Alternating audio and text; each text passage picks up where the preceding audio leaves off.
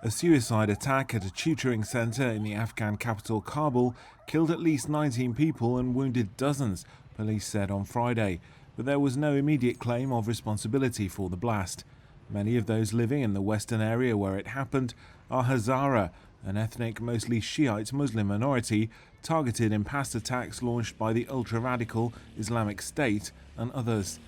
Police said the attack was at a private tutoring centre where an exam was taking place. We were in the midst of the exam when suddenly an explosion occurred. The blast happened between where the girls were seated. The girls were sitting in the first row and we were sitting behind them.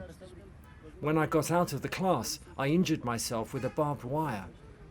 I was sitting inside my booth when the blast happened.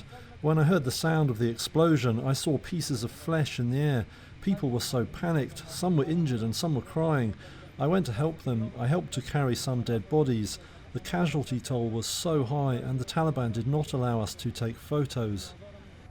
The official death toll is likely to rise. A Taliban source said 33 people had been killed and that female students were among the casualties.